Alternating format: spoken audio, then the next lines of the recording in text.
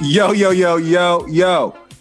It's your boy JoJo. Privilege Show, episode 41. As always, I have two of my favorite people in the world talking about my co-host, CecilyJameliaTV. Hey. Isaac Hayes. What's going on? Building, and we are the Privilege Show, socially charged, debatable, and dope. Here with y'all for another episode. Thanks for tuning in and staying tapped in. Yo, we had some fun last week talking about Clubhouse and some horror stories with our guests and some, sugar daddy stories and, all that type of fun things, fun stuff on Clubhouse app. I've gotten a couple followers since we had our last episode. So maybe they're tuning in and all that. So keep tuning in. If you haven't already, download the HausHill Entertainment app today for iOS or Google Play devices. It's totally free. Listen to amazing stories and podcasts and digital web series from creators around the world. So with that being said, y'all, we're here for another episode of the Privilege Show. We just wrapped up Valentine's Day. So last episode, we didn't really get to talk much about what our plans were, what we were doing. Isaac, you obviously were you were in Mexico for Valentine's Day, right? What was that like? How was your Valentine's Day? We're gonna. Valentine's Day was cool. I didn't really do much. I kept it low key. Just chill for the most part. That's exciting for me because I don't really believe in Valentine's Day. That is exciting, yeah, for somebody who does not. It's not really my thing, man. I feel like if you were a woman, you celebrate it every day. I mean, I get that Valentine's Day, especially for ladies, but shit, if you with me, it's Valentine's every day. That's just how I look at it personally. So, only because, I'm a man, so if I'm with you on a regular basis, I'm probably taking care of regular basis shit. You know what I'm saying? That's just me personally, though. You know what I mean? I feel like, do you think that she feels that it's Valentine's Day for her every day? Does she feel that way? I think that any woman I be with, yeah, because I feel like if you're going to take on the responsibility of having a real relationship, I'm a little old-fashioned, so I believe that we play our roles. I'm cool with the progressive and, everybody wanting to be, 50-50. That's fine, but for me personally, I'm just a guy that is used to trying to take care of my woman. You know what I'm saying?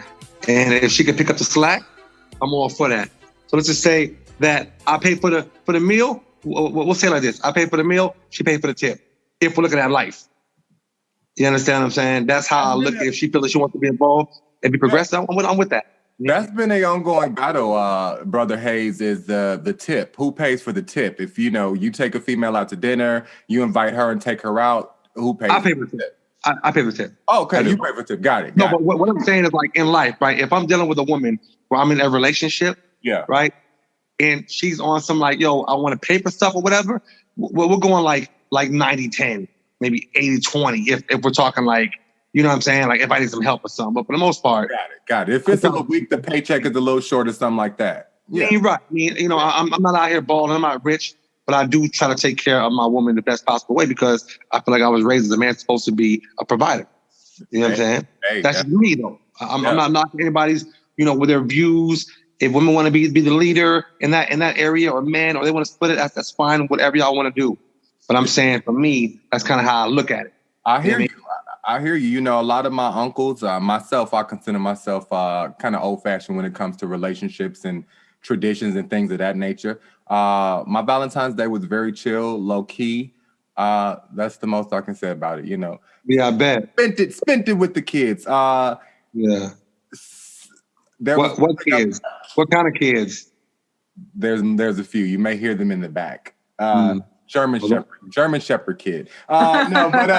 So it was chill. I'm glad to have had a chill one. I think maybe I caught a couple movies on Netflix or something like that, and then probably passed out. It was a chill night. Cecily, who picked up the tab for your Valentine's night or events? I did. What? I was at home. So this with my kids, and my kids got me some stuff for Valentine's, and I think I ordered out for us. Yeah, so it was.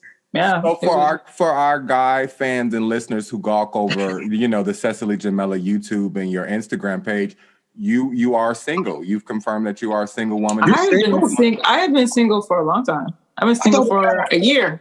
I thought you had a whole relationship with a man, and but I thought you had a whole. I thought so too. I thought. No, we broke up last June. So I've been single. Well, I can tell you something. I mean, there's people that knock on the door. Trust me, fellas. Cecily, Jamelia, they be trying. Y'all better come correct though. She got two privileged. You really gotta come correct. Like there's no room for error, no room for foolishness. Yeah. Well, that's good to hear that you brought it in with the kids and it's all love. Oh, I loved it. You know what I'm saying? It's not like you need someone. Did you ever feel like you were at a point? I know we've all had that point, but not throughout your life. But I guess more specifically, since last June when you guys broke up, have you had like that urge to, Christmas is coming around, Valentine's Day? I feel like I need someone to just talk to, or you've been pretty much okay? Holiday wise, no, because I think I'm similar to Isaac, and where the kinds of people I am with, like it is that kind of experience. So Valentine's is just like fun, like you're gonna get that. So I've never felt like, oh my God, I need some flowers or some balloons or to take some cute pictures and stuff like that. I mean, I'm a serial monogamist. It's not very often that I'm not with someone. Yeah. Or somebody in the past ain't trying to talk to me or something like that. There's always something. And, but I'm not a person that has to be with someone. And I'm not even a person that has to talk to somebody, but a lot of people are, so when I am in a relationship or if I come out of something, like I try to get rid of the dead weight. And if I'm interested in you, I'll be like, look, there's no one calling me right now. Now there's people calling that want to do stuff for it, but like, I don't have a maintenance dude. I don't have he does this and he does that. There's always someone like tapping just to see, because I think there's a nature of people that always want to have something going on. But I can say literally the phone didn't ring today. And I can be okay with that. Like I don't need a lot of attention, but if I like you, I need some attention from you. You know what I mean? Like party of one. That makes sense, yo. And that's insert Destiny's Child, all the women. Throw your hands up at me, yo. Thanks for sharing that too, Cec. Listen, speaking about Valentine's Day, and before we drift on away, you take my breath away. It's buzzing. It's been buzzing for the last week. LAPD launches internal investigation into a Valentine's Day themed image. You guys will see it on our visual episode with George Floyd. And the phrase says, "You take my breath away." Cecily, you covered this on your Cecily Jamelia YouTube, on your TV, on YouTube. What are your thoughts on it? Because I know your video, it was a short watch, but it was a good watch. So can you tell our fans and listeners kind of what your intent was behind that? And, obviously where it came from, we know, but what your intent was behind it? Well, just to clarify for the audience is that I actually covered a group of people that were selling a sex toy with the likeness of George Floyd and the officer that killed him and murdered him. It's the correct word. And a lot of people had a problem with that. But the toys, when you squeeze them, caress them, whatever, they say, "I can't breathe." And Derek Chauvin is his name. Anyway, long story short, I was outraged when I saw this page, and I created the video. I put it on TikTok, Instagram, and YouTube just to bring awareness to it and say, this is crazy that this woman is benefiting from the likeness of, and this should not be on social media. And my video obviously went viral on TikTok, but TikTok actually disabled the audio on my video. And all I did was share what I saw and said, if you don't like this, then you should complain. And I've seen far worse things on social media. But when it comes down to it, the people that create the community standards for social media don't look like us. And they are the ones that control and have a say-so in saying what is racist and what's not. Mm-hmm. And they have, let's just say, for instance, I appeal it. A human being comes and sits down and looks at that said content and decides whether that's racist. People who don't look like us are the people who are making those judgment calls. And so it opened my mind to the fact, just Black people in general, when we create content, a lot of the times it's consumed by people that don't look like us. And when our stuff is flagged, it's flagged by people who don't look like us as well. So that that was a mind effort in itself. But I'm glad that I was able to raise some awareness about the toys. A lot of people shared the videos and stuff like that. Instagram did take them down. TikTok did not take their videos down. And I'm not sure what happened on YouTube in that regard. But I'm just glad to see that there's some coverage of people who just don't think that this is acceptable behavior, because it's not. I don't think this is protected by freedom of speech. And I mean, and just to think that the police, law enforcement are involved in stuff like this. I mean, in this day and age, in Los Angeles, it's really disappointing to see that. Very, very disappointing. And I mean, who has the time? Obviously, people have the time, but someone has the time, and so LAPD.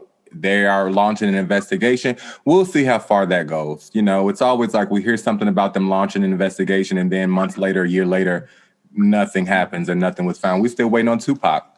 We still waiting on Biggie. Right. So, Biggie, speaking about Tupac, it put me in a hip hop mode, hip hop state of mind, New York state of mind. Meek Mills. What's this Meek Mills news I'm hearing that's going on? Have you heard about it, Isaac? What is that about? All right. So let me just say real quick. I have my own thing, but I want you to explain it because you have a little bit more comical side to explain the Meek Mill thing. But what's that about? Let's just start off by saying Meek Mill is the biggest L of the year in the last 3 years. And this is why. I'm not trying to belittle what Meek Mill does as far as his music. People like him, that's fine.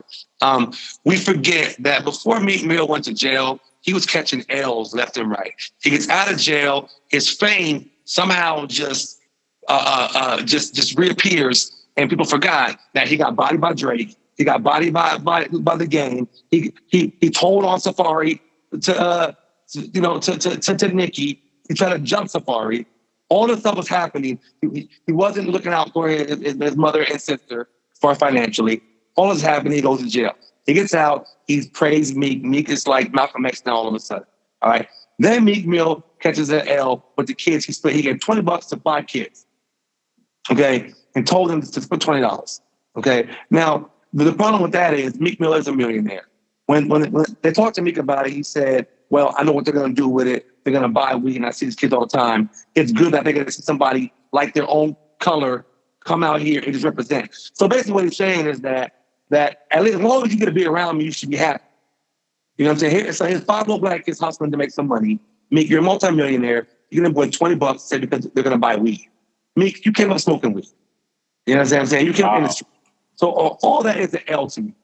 Okay, that's all L's. Oh, and don't forget the boxing ring that Meek did with the punching bag. It looked like a little. Anyways, so fast forwarding. Okay, Meek Mill got into it with Tekashi 6ix9ine.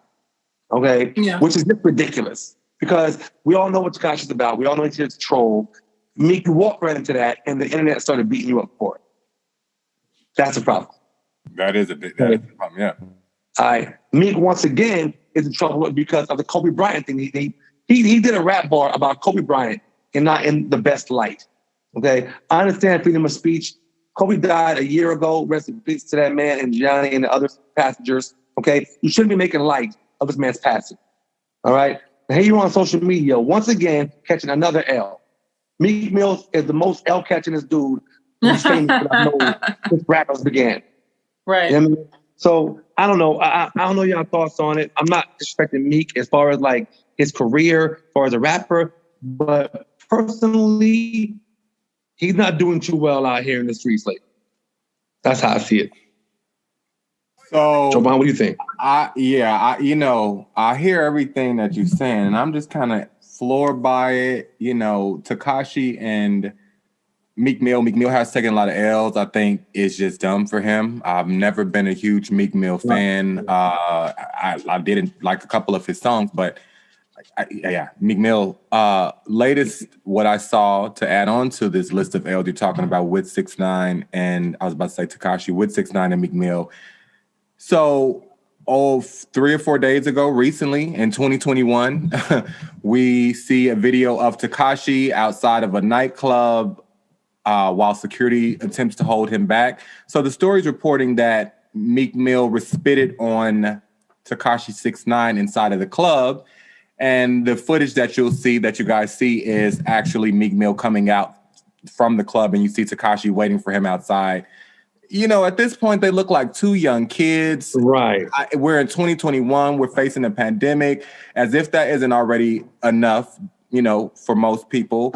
We're fighting and stuff. Who's still fighting in clubs and stuff, y'all? Like, I mean, come on. 34 years old. Meek's almost 34 years old. Tekashi's 23, 24 years old. It's just sad. What are we doing out here? It's sad. And then to your point, before we bounce away, for someone, it took me into the point when you said, okay, him giving the kids $20 to split. It took me to the point of when these artists or celebrities give no tip to sometime. Like I remember when I was in the restaurant business, hospitality business, and food and hospitality, excuse me, worked for a 4-star, 5-star restaurant, and there were celebrities that would come in and sometimes they wouldn't leave a tip. You know, are they, I guess the question is, are they, because they're a celebrity, do they have to leave a tip? You know, and I would say so. I think it's only right that they do, but we live here in Hollywood. We know that everything is not what it looks. So sometimes, you know, you may have someone, a celebrity at your table and you think they're going to leave you a tip, but what happens? They don't have enough money in their account or their card declines. Then what? You know what I'm saying? Then you know what? They shouldn't be going out to eat. Yeah. Well, facts. Because if I'm going out to eat and I'm a regular guy and I'm tipping, I think I'm not saying that you have to tip. You don't have to do it. It's pretty, you know, whatever you want to do. But yeah. I feel like you shouldn't be sitting outside if you're a celebrity and you're doing the most 9 times out of 10. You know what I mean? You should probably leave them a little something on top to take care of people. We're out here every day struggling while you're out here living happy and hustling and bustling. I mean, I don't know. That's my personal opinion, though. Yeah. No, I agree with you. Not a good look for 6ix9ine or Meek Mill. Not a good look. It's a wrap for 6ix9ine. Yeah, it's a wrap for everything, everybody. It's just a wrap. Wrapped up. Meek Mill, in my mind, makes me think of Nicki Minaj. Rest in heaven to her father, who was recently killed fatally in a hit-and-run accident in Long Island, New York, by a 70-year-old man who fled the scene shortly after this was done or happened. And he turned himself in last Wednesday to the police department. Since then, he has been charged. He has been arrested and charged. However, he has pleaded not guilty. So, how are you not guilty, but you turn yourself in? You know? He's 70? He's 70? He's 70. Maybe Caucasian and 70. It's just a bad look because it's like, you know, was it a racial? Was it a hit? You know, I mean, maybe that's my conspiracy, but you know, hey, things happen. It's unfortunate. Very, very unfortunate. I think he's 70, probably wasn't paying too much attention and hit that man. That's how I would think what happened, but who knows? But here's my thing. Why is Nicki Minaj's dad, out of all people, hit? It's just random. When I heard it on the news, I'm like, that's so goddamn random. Nicki Minaj is dead. But anyway, this isn't the conspiracy show. This is the privilege show. So right, because we can go deep. We definitely can go deeper into that. I know you got your Tupac archive waiting to kick out the Tupac and Biggie thing, Isaac. We're going to have to do an episode on that alone. As always, I mean, I have a great time. I know y'all have a great time. Our listeners, our viewers, our fans have a great time watching and listening to us every week. We're going to keep giving y'all more dopeness, more socially charged and debatable topics as we go on through the season. Thank you guys for staying tuned with us. And I can't wait to be back in the studio, y'all, where we can actually have a couch and, you know, maybe have a couple guests in the studio. We'll see what that looks like towards the summer later this year. Before we hop off for today, vaccines, lastly, what have you guys' take on them evolved? Like, just to share my outtake, I agree with you, Seth, from the last time I think I asked. You said you were going to wait and see it work its way out. I think a few of our guests said that they weren't going to get it. I saw on the news the other day that 4 people who have gotten both doses of the vaccine still caught the COVID-19 virus. So have you guys' take changed any on getting the vaccine, or are you just kind of still waiting for it to run its course? Well, my mom, my dad, my brother, my sister, few friends have it.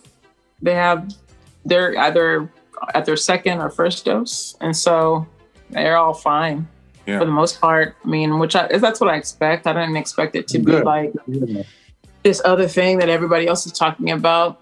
I'm a wait and see person in life. So that was just the method. It's going to be what it is until I'm in line for it.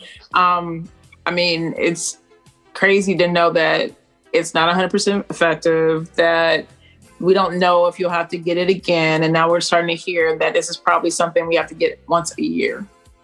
So is it worth it? You know what I mean? Especially when you've got new variants showing up every other second. Those things were not tested. So it's like the flu. You have to get the new flu vaccine because the flu changes so much. So it's kind of like, what? You know, but they're not telling people that because they want folks to go and get the vaccine. They make you feel like everything's going to be fine. And once most people are vaccinated, then it's like, oh, darn. See, there's this whole thing. You got to get the vaccine again. And it's not that effective. You can still get it and die. I see some schools are... I'm sorry. Yeah. I've seen some schools are opening back up. Are your kids involved in that round, or do they have to? LA County is. My kids are at LAUSD, and they're going to plan a walkout next Monday. The teachers are like, no. The teachers haven't had a chance to be vaccinated yet. And so I don't think LAUSD is going to be able to get away with it. They've already started some groups and some things. So. And I'm not one of those parents that are like, send my kid back. Like, I want them to be protected. I for damn sure want my son to be protected and myself. So we can do this until it's right. Yeah. Right. Well, agree. I hear you agree, Isaac.